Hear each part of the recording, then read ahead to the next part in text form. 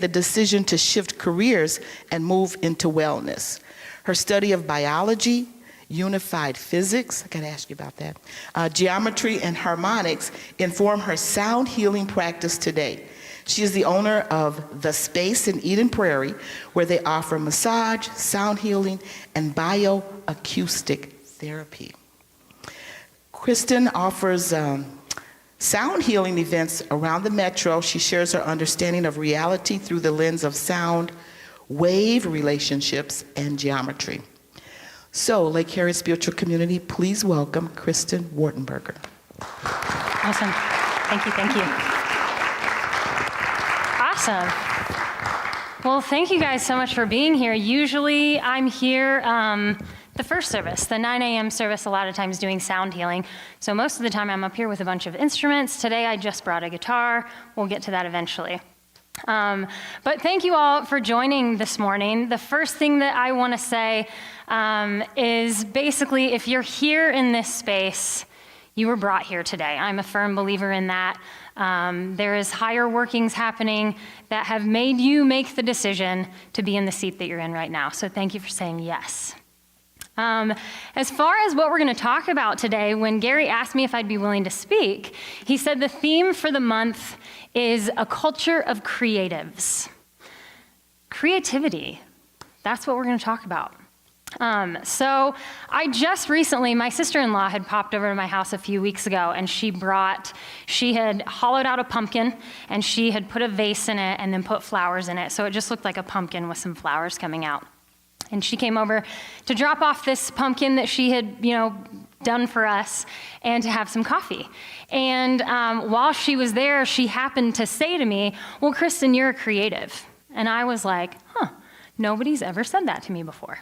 I've had friends who have called me an artist, and it's funny because while my life has definitely taken me into a space of creativity and the arts, I guess I would say, I have never necessarily thought about myself as an artist or a creator until just the last few years.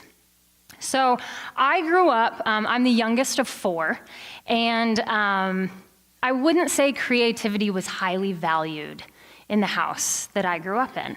My sister, who's 2 years older than me, was the creative one. I remember being, I'm gonna say somewhere 5 or 6, something like that. And my sister had gone out and she sat on the sidewalk in front of our house with a notepad and colored pencils or crayons or something, and she drew our house. And our house that we lived in at the time had, they were these iron, I guess I would call them pillars, that went from, the floor of our porch up to the roof line. And so you had these pillars going up that were these intricate designs. And my sister was so particular with her drawing that those iron pillars looked exactly the same in her drawing as they did on our house. As the younger sister, I was like, oh, that's pretty cool. I want to be able to do that. So I then grabbed my own piece of paper and went outside and sat down and thought, I'm going to draw the house. And it was not nearly as good as my sister's. And so immediately I am already looking at mine and looking at hers and making a comparison and saying, ooh, I'm not as good at this. Maybe this isn't my thing, right? My sister is the creative one. She's the artsy one. And so I had already started to have this belief that I wasn't as creative. Now, mind you, this is also coming through the lens of, well, creativity happens in a very specific area. It happens in painting, it happens in drawing, it happens in, what we call the arts. But the reality is that creativity can happen in anything. It doesn't matter what it is. Has anybody, there's one of the most watched TED Talks, and I can't even remember who the guy is that actually gave the TED Talk, but he shares a story in that about a study that was done in 1992. So NASA was actually looking for a way to hire more creative geniuses. So what they did was they hired two people. It was Dr. George Land and Dr. Beth Jarman, I think is her last name. And basically they hired them to say, figure out how we can hire more creative geniuses. So these two doctors decided, okay, we're going to go out and we're going to observe 1,600 4- and 5-year-olds. And we're going to learn about creative genius through studying these kids. So they start to study these kids, and what they find, basically their assessment of creative genius, is how these kids use their imagination and creativity to solve problems. Percentage of kids at the ages of 4 and 5 that they considered genius. Just make a guess at percentage. Somebody throw out a number. What did somebody say? 7%?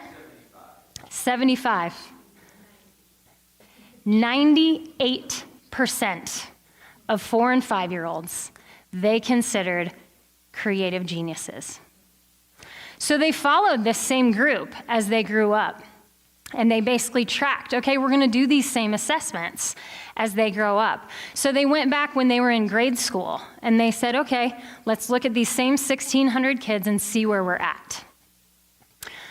They came back in grade school, and that number that was at 98% of 4 and 5-year-olds now is at 30%. They looked at them again when they were in high school, and that number had dropped from 98 to 30. Now in high school, it's at 12. So they went out and they said, okay, well, let's look at adults, and let's see where creative genius is in adults. 2%. So there's something right there that we learn about children in particular, and that also teaches us something about ourselves. We are all innately creative. It is in us. It is wired in us. So the first thing I want to talk about are the things that get in the way of our creative genius. Before we do that, let's just talk about creativity in general. Physical benefits of creativity. Stress reduction. When we have stress reduction, we have basically an influx of dopamine, serotonin, all the feel-good chemicals in the body, right?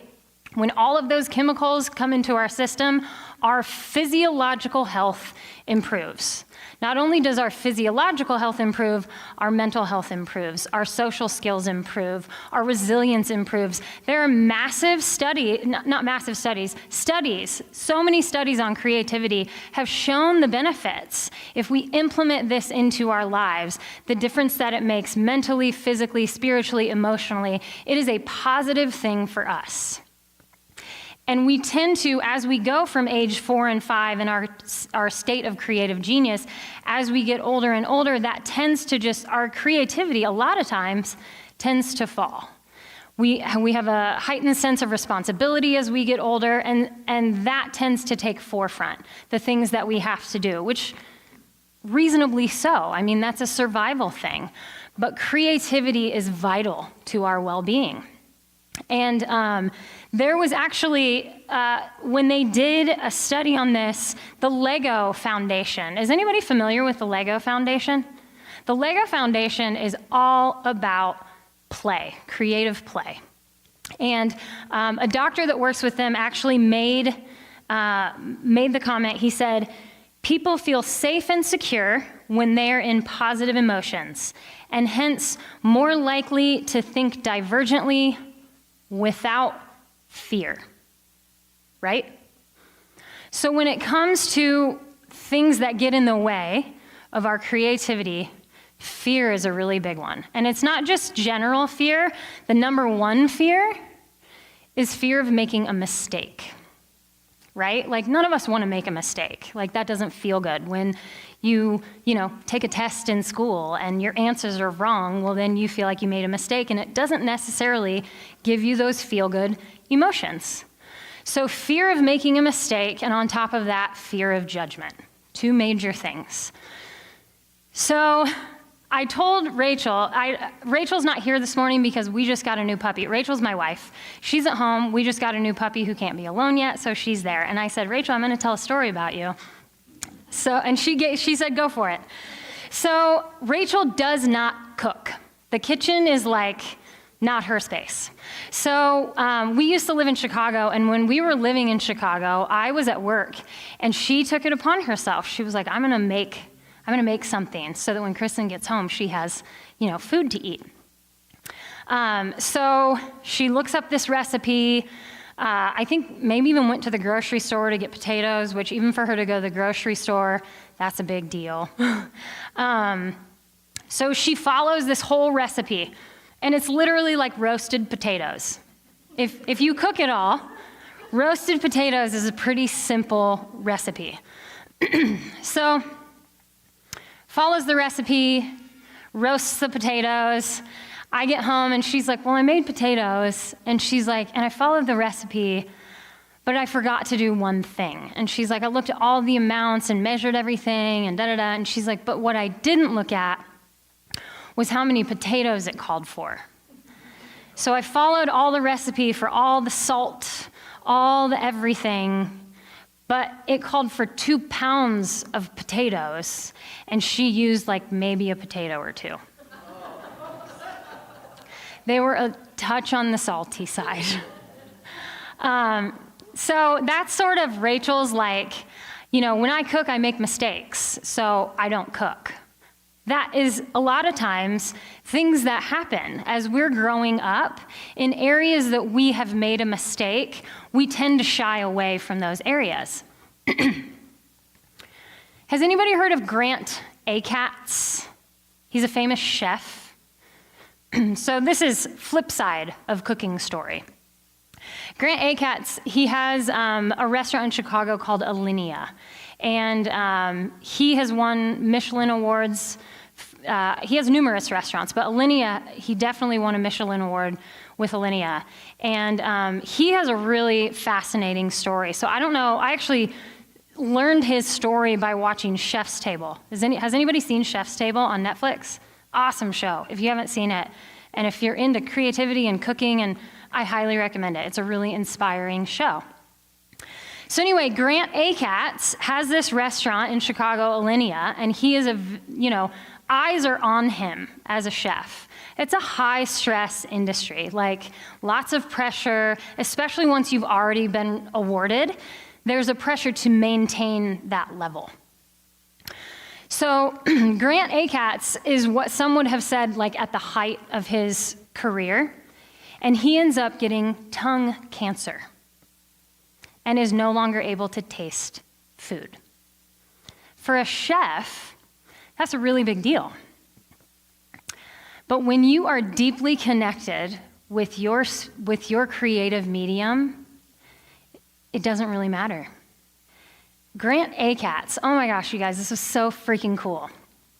What he did was he developed a way to still create dishes using a scale for the different flavor profiles. So what are like the 5 flavors? Like sweet, salty, sour, bitter, umami, all those. So he had on a scale of 1 to 10 where that food should fall. And in his mind alone, he created these dishes by telling his team of chefs, here's what I want you to make. And here are the levels of flavors that you should have in these dishes. Sounds crazy, right? But the dude is so connected with his creative medium that while he can't taste food, he earns another Michelin star. How freaking cool is that? Like, when you go deep in anything, you can create right up in here. It doesn't matter if you can taste that food or not. It doesn't matter if I can physically play the music or not. I can hear it in my head. When you connect with whatever your creative medium is, it's there. It's in you.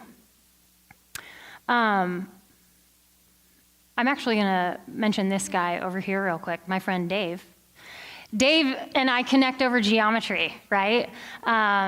Geometry is something that most people wouldn't think of as a creative thing, right? Like when we think geometry, we think math, we think numbers, we think rigidity, we think you have right and you have wrong, you have this plus this equals this. There isn't creativity in geometry, right? But there is. We were actually on a walk a couple weeks ago, and I said, Dave, you do realize this is a creative thing that you're doing. Even though numbers don't seem like you can be that creative with them, it doesn't matter, again, what it is. You can be creative with anything if you allow yourself to do a few things. So we've talked about how the fear of mistakes and judgment and that can hinder our creativity. But what I want to do now is talk about the things that help our creativity. So there are three main things that I want to talk about with this. The first of which, I mentioned briefly already, is play. And I mentioned that with the Lego Foundation. They are all about creative play. So what they consider play is when you're in a state where you are doing an activity that provides two things: enjoyment and a suspension of time. How cool. For me, when I'm in the recording studio, I can be in there for 8 or 12 hours and I would have no idea, because I am in that space where I'm just playing with instruments and time is non-existent. I'm sure there has been a moment for everyone in this room at some point in your life where you have experienced that sense of suspension of time. But when we get into a state of play, and this is where when we observe 4 and 5-year-olds who are in their creative genius, what are they doing? They're playing. They're playing without the fear of making a mistake, and they're playing without the fear of judgment. They're just playing and creating and doing whatever they feel like because they don't have this idea about what things are supposed to be or what things are supposed to look like. We actually, play is very natural for all of us. We just tend to forget to make time to play. But you can play in any way. It doesn't, we get this idea that it's like, well, this is play and this isn't play. And it's, the same thing with creativity. Play can be in any form. One game that Rachel and I will play sometimes, if we're somewhere waiting on something or whatever, is, and I started this when I was in high school with friends. We've done this with Belle, actually.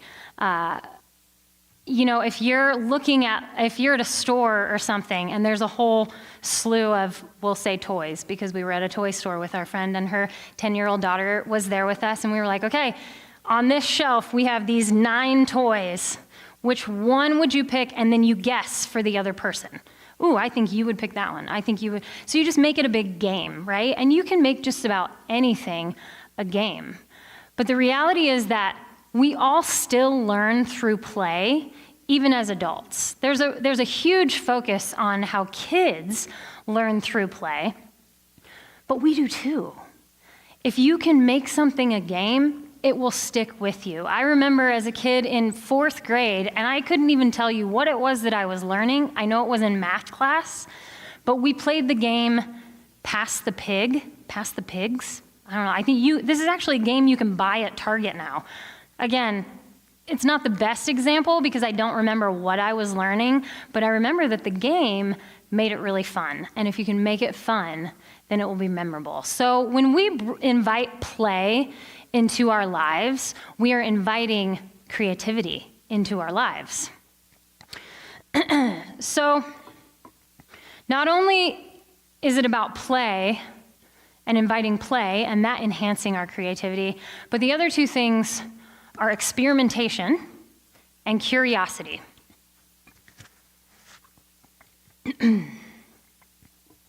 So when I was prepping for this, I was looking for just good stories to share about curiosity and experimentation. And I actually learned about this young boy in Africa. And his family lives at the southern border of Nairobi National Park. And they're farmers, essentially ranchers. They have a herd of cattle. And he's part of the Maasai tribe. And so they're deeply connected with nature, the Maasai tribe. They believe that them, along with all the animals, came from heaven, and so they have a very close relationship with all the animals. So this young boy, his name's Richard Terrier, he basically, boys between ages 6 and 9 are put out to take care of the herd. So his father's herd, is at this southern border of Nairobi National Park, where there is no fence between the park and the private property.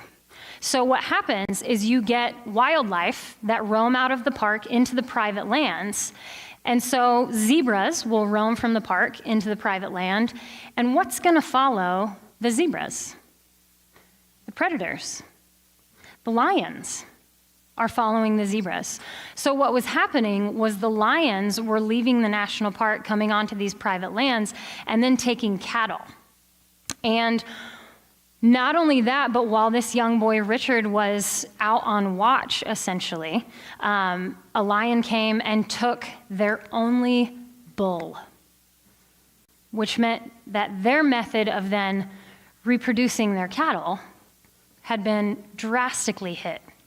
So he basically was like, I have to come up with something. And at the time, I want to say he was 11 or 12, something like this, when he was trying to come up with a way to, okay, how do we protect our cattle, but also at the same time protect the lions? Because what was happening is that because the cattle were getting taken, in order to protect the lion, the warriors of the Maasai tribe were then saying, well, we'll kill the lions. So the cattle were being killed by the lions, and then the humans were going and killing the lions. So basically, Richard's goal was to find a way to essentially make peace in all of this. So his first idea was to use fire. And he thought, I'll use fire, I'll put up some fire, and hopefully that will keep the lions away. They should be scared of fire. But what he found was that it actually made it easier for them to see. And so fire was not a good option. Yeah. So the next thing he thought, I'll put up a scarecrow. They'll think a person's out there. They won't come near. And he made the comment. He said, lions are clever. So they came, they saw the scarecrow. They came back the next day, saw the scarecrow hadn't moved. And they knew, oh, that's not anything we need to worry about. So his first two ideas, not successful. And actually, it wasn't even a third idea that he came up with. It just happened. So he was out at night walking with a torch, and what he learned was that lions were afraid of the moving light. So what he did was he basically scrapped together. He found like an old car battery and like just some old parts and scrapped together to put up a single light that would flash. And it worked. It worked. It kept the lions away. It was so simple, and it basically protected the cattle, and it kept the lions away, so then the lions weren't being killed. So then what they did was not only did he start working with other local farmers to implement this on their properties to help with the issue, the entire country of Kenya implemented his idea, basically to create a space where they no longer had to worry about the lions. This is a sort of thing that can happen when you're in a space of curiosity and experimentation. He had no idea, when he was out there walking at night with his torch, he had no idea that a moving light would deter lions. But he was in the space where he was open to new ideas, open to experimenting with things that may or may not work. But the way that we find things that work is through experimenting. I mean, most of our innovation happens through experiments. Thomas Edison is famous for saying, I didn't fail 999 times trying to find a light bulb. I found 999 ways to not make a light bulb. But I found one way to do it, and that's all that really mattered. So as long as you keep going and don't give up, there are no mistakes, there are no failures. It's just remaining in that open state of curiosity and experimentation. So when we play, when we're curious and we experiment, magic can happen and creativity will flow through us. So I wanted to share with you guys a little bit about my own experience with, I guess I would just say, curiosity more than anything, because that is what brought me to the space where I realized how much, not only am I a creator, but every single one of us, whether we're consciously aware of it or not. So, sound has been a big part of my life since I was a little kid. My family's musical. Both my parents were in singing groups in college. I grew up, we sang as a family of 6. We all played instruments. And I never really thought of music as like something that I was doing that was creative. It was just something that I was doing. But I didn't really think of it like in a creative way, which is funny because even when I was, what a lot of people would say at the height of my creative career, when I was working in Los Angeles with Warner Brothers, you would think that would be where I was most creative. But it's really interesting because songwriting, especially where I was doing it, it's incredibly formulaic, right? Like there is a formula for a hit song. It's verse, B-section, chorus, verse, B-section, chorus, bridge, chorus, out. That's the formula. And has anybody seen Daisy Jones and the Six? Okay, there's a line in there where they're arguing about a song, and Daisy specifically says, not every song has to have a bridge. And so, there is this set formula for writing hit songs, and that's the formula that I was following. And so it didn't feel exceptionally creative at the time. I feel like I am just now really getting into the space of like the height of my creativity. And that really has come in through going deep with sound, because sound is my creative medium. So whether it's geometry and you go really deep in geometry, or whether it's painting and you go really deep in painting, or whether it's nature and you go really deep in nature, the creativity will flow in you and flow through you and flow out of you if you stay open and you stay curious. And when I really got into sound, more so than like songwriting, is when I really started to understand how much we all co-create. The fact that you're in this room and that I am sharing this with you, we are co-creating this experience, right?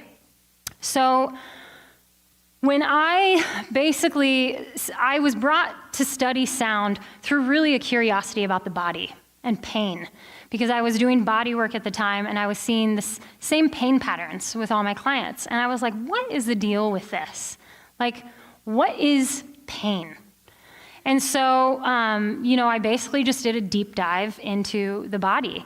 And when you go deep enough in anything, we know you'll be led to the world of energy and the world of vibration. And so as soon as it clicked for me, oh my gosh, when we talk vibration, we're talking sound, like this is my favorite thing in the world. So not only did I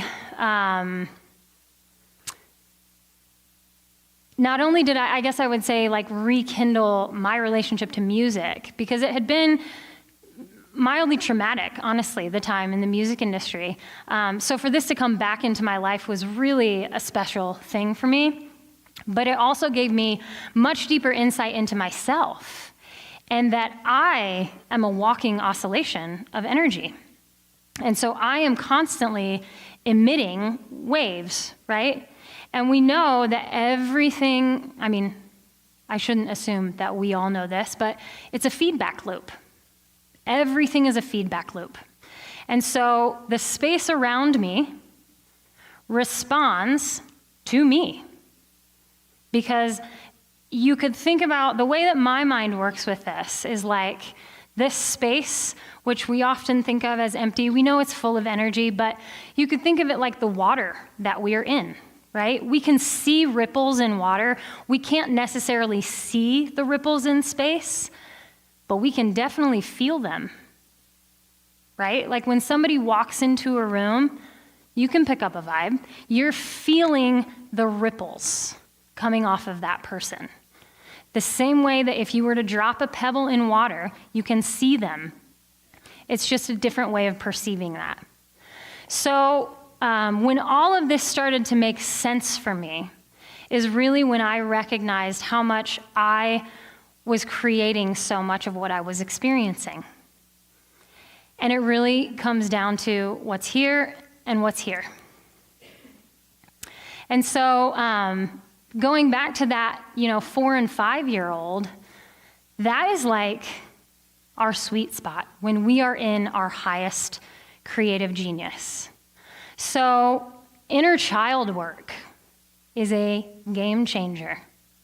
And if you're not yet on the inner child work, I would encourage you to do that. Because the inner child work, when you do that, what it's really going to help you do is it's going to help you sort of peel all the layers of, I would say, sort of walled off protection that we put on as we grow up. Because we do something and we make a mistake. And then somebody tells us, you made a mistake there, so I'm going to put this protection up here. I'm not going to do that anymore because I don't want to feel that way. Wall of protection. Happens again here. Wall of protection, wall of protection, wall of protection. When in reality, there's a little 4-year-old kid in there who's a creative genius. Still in there. It's just all of these stories that we've been led to believe about who we are and how we show up in the world have, basically been hardwired in our brain to make us operate a certain way. So when we start to do the inner child work and we really get back to the truth of who we are, is when that creative genius starts to show back up. And the cool thing about that is that when we find ourselves in that space, when we can release the fear of mistakes and release the fear of judgment, ultimately that's all internal work. The fear of judgment is non-existent if you're not judging yourself. And so ultimately, it comes down to self-love and to loving that little 4-year-old kid that's inside each person in this room. Because every single one of you, every single one of us is a creative genius.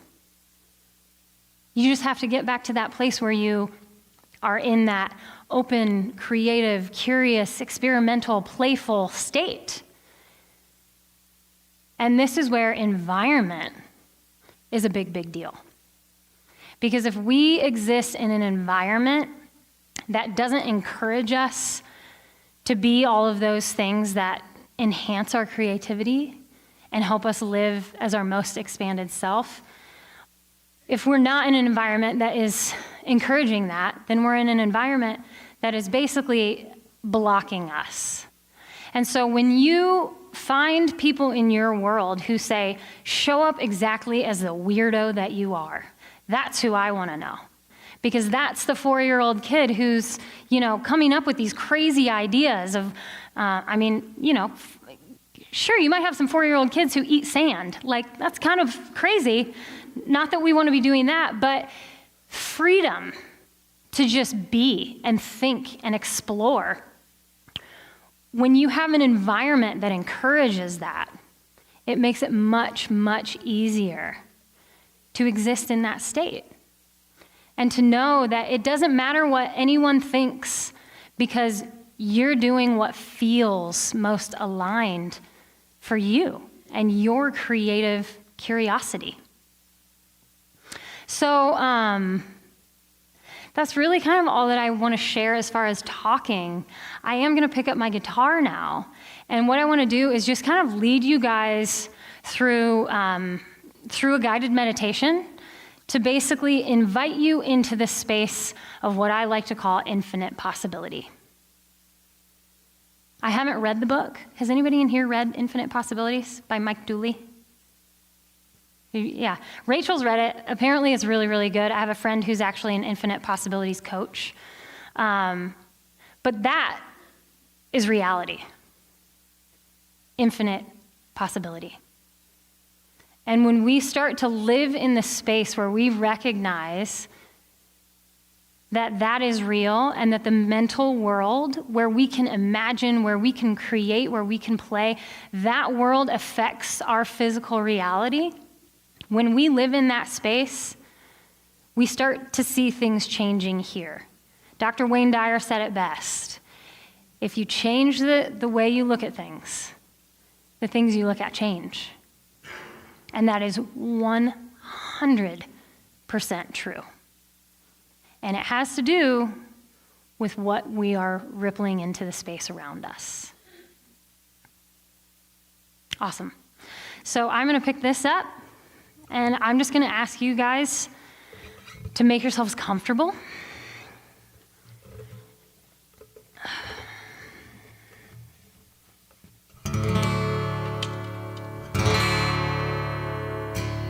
And you can go ahead and close your eyes.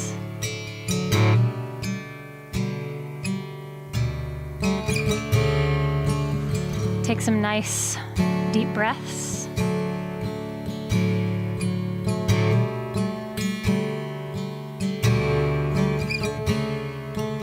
And start sensing into your body. So the tips of your toes, up through your feet, your ankles, up your legs to your knees, through your upper legs into your hips, into your low back and your torso, up through your chest and your upper back,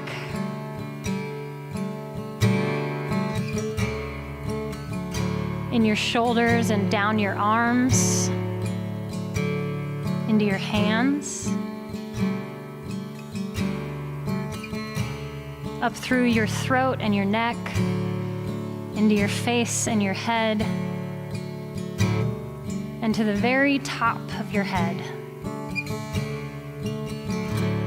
So we're tuned in from the tips of our toes to the tips of our fingers to the top of our head. And just keep taking those nice deep breaths.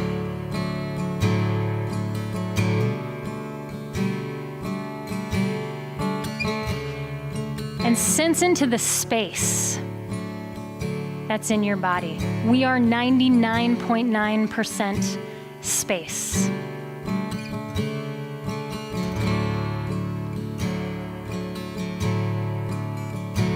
And in that space, you can create anything you want.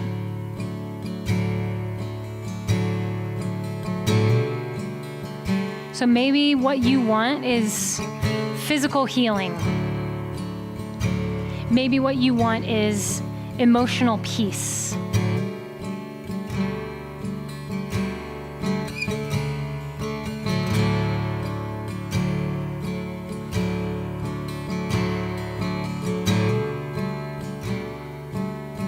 Maybe what you want is just to feel like you can be yourself, all of yourself, wholly and truthfully, without noise.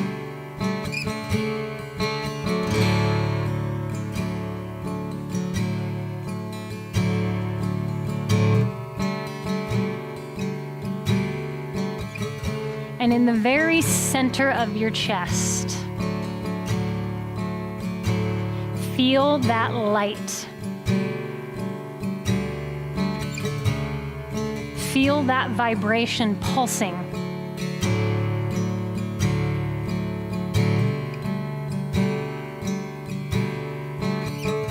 The energy that is gifted to you every day, every moment.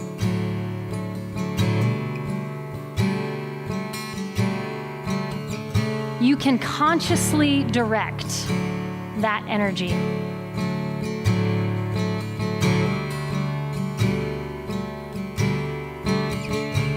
Maybe you want to consciously direct it somewhere in your body. Maybe you want to consciously direct it to someone outside of yourself.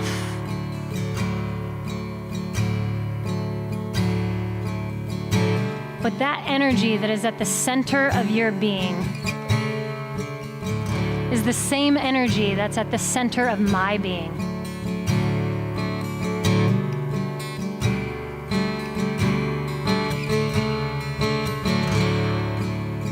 And that energy is just waiting to be used creatively. Waiting for you to surrender.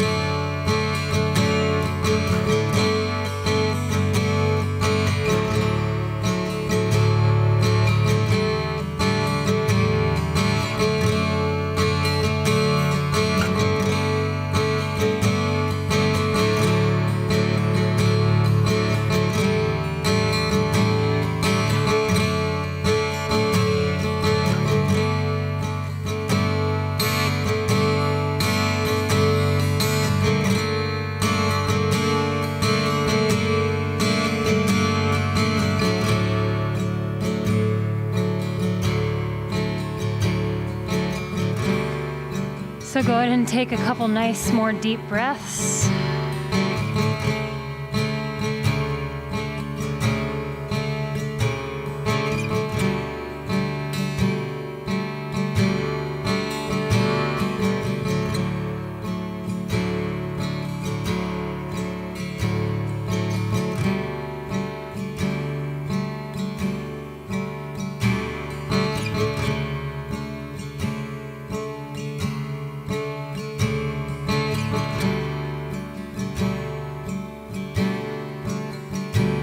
Whenever you feel ready,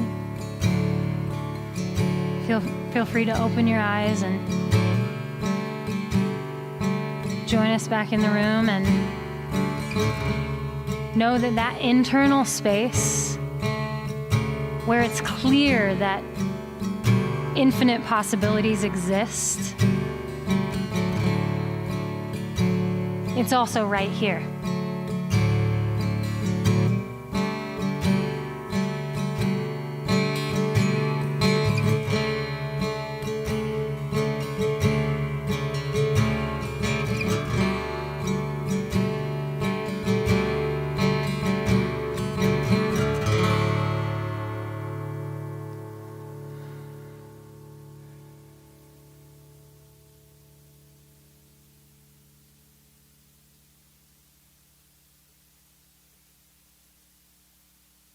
So thank you, guys.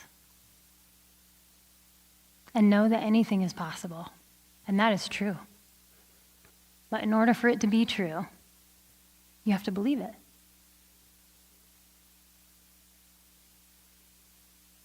That's all I've got.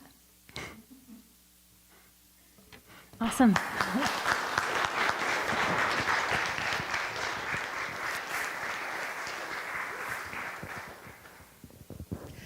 Thank you, Kristen. I don't know about you, but I need another breath. So you want to take another deep breath? Just to integrate all this wonderful energy. Have you ever had a meal that had a lot of good nutrients in it and you felt full? Well, that's how I felt about listening to Kristen's talk. Got some good food for thought.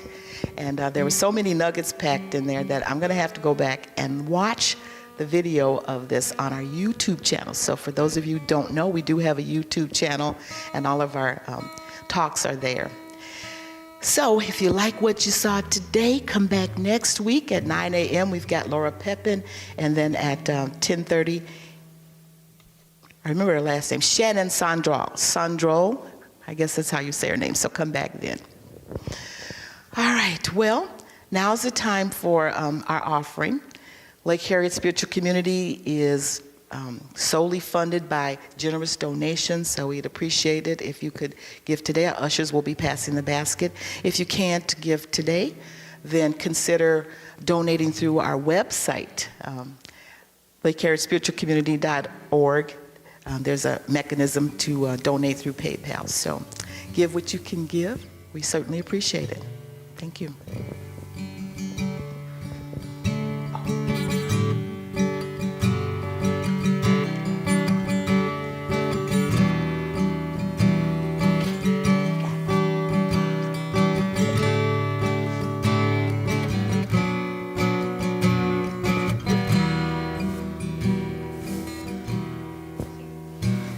I heard there was a secret chord that David played, and it pleased the Lord.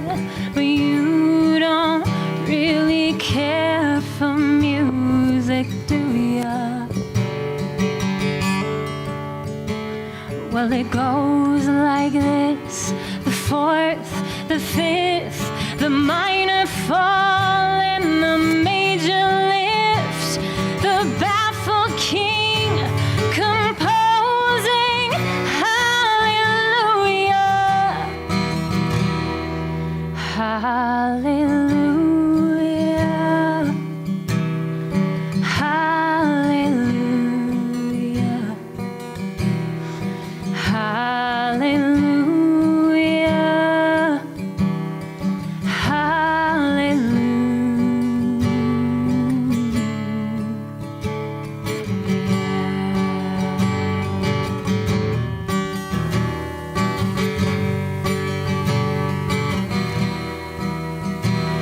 Well, baby, I've been here before. I've seen these walls, and I've walked this floor. I used to live alone before I knew ya. Well, I've seen your flag on the marble arch, but love is not a victory march.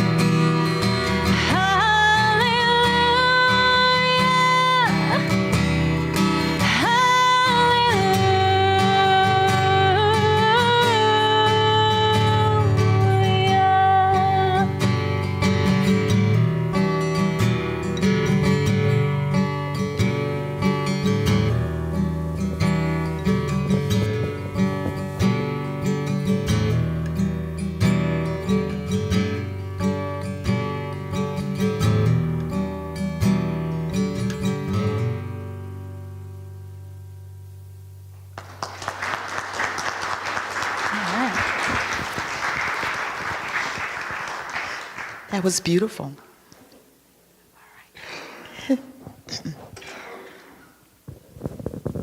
I wish I could sing.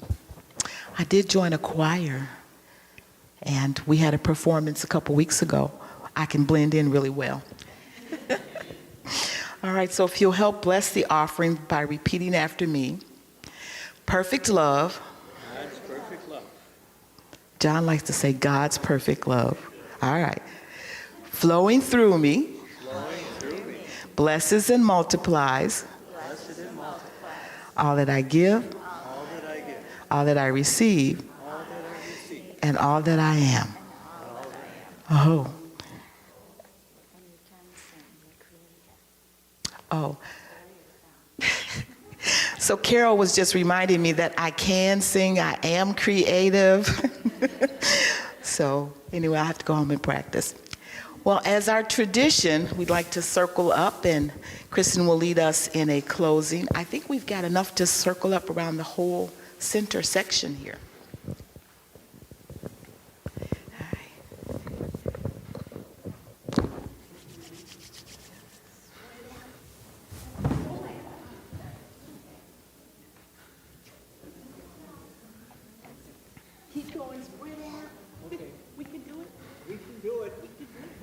We can do it, we can do it. Yeah, yeah, yeah. Woohoo. Well, thank you all again for being here. And as you go out in the world this week, just remember that you are creating your experience. You are co-creating your experience, and anything is possible. So be yourself. That is the creative that you were here to bring forth. So, aho. Cool.